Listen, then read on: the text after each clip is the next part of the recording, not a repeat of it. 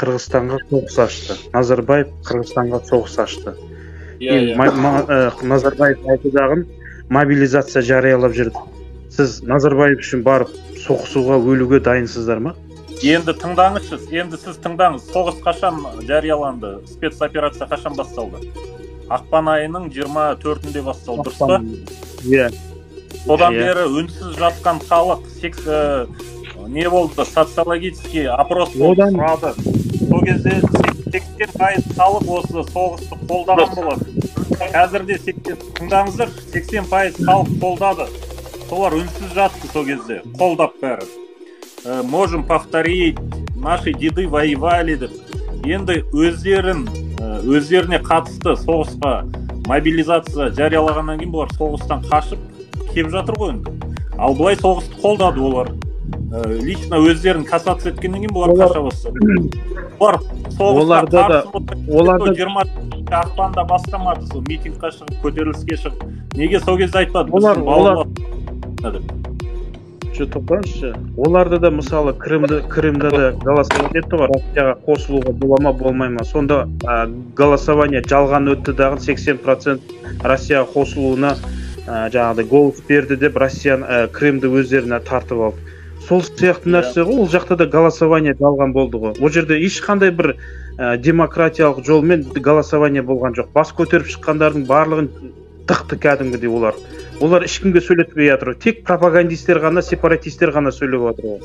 Ал о жақта соғысқысы келмейтін, Путин үшін өлгісі келмейтін адамдар ғой олар, кетіп жатқандар. Олар да өзінің ойлары өздерінің, бірақ оларды қашқын деп айтуға ешқандай біздің құқығымыз жоқ. Олар кәдімгідей өмір сүруімізге Путиннің диктаторлық жолына, позициясына қарсы адамдар, ол кетіп жатқан адамдар. Макс, тыңдамайды. Олардың арасында уклонисттер бар. Уклонист деп атап отыр олар. Әскерден қашып келе жатқандар бар міне. Шекарадан қазір интервью алып жатыр ғой блогерлар. Олар әскерден қашып келе жатқан адамдар, басқа не? Қазақстан сағынып келе жатыр ма олардың бәрі? Қызық бұл Қазақстан. Мына Алиханға айтарым, мысалы қарап отырсаңыз, соғыс бастаған кезде, мысалы менің ойымша 90% адам деген мысалы соғысқа дауыс берді, соғысуымыз керекпіз, Украина құртуымыз керекпіз деп. Енді келгенде ол Украинада соғысқанда басқа ұлттарда соғысып жатқан, чечені бар, басқасы бар. Бір орыстың өзі көп соғысқа барған жоқ. Енді мобилизация болып, жаңағыдай орыстардан жергілікті халықтар орыстарды соғысқа айдайын деп жатса, бұл орыстардың бәрі қашып кетті қазақ жеріне.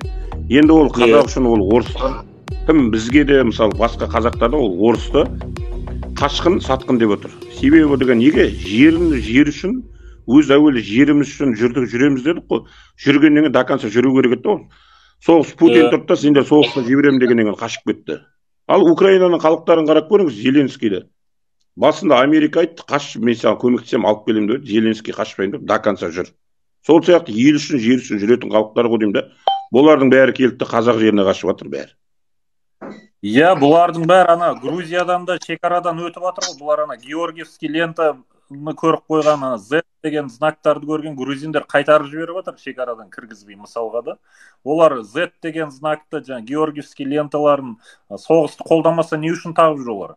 Бұлар егер Путиннің саясатына баяғыдан басынан қарсы болса, неге олар 24 ақпаннан бері үнсіз отырды бұлардың бәрі? Бұлардың өткен 80% қолдады соғысты. Иә, дұрыс.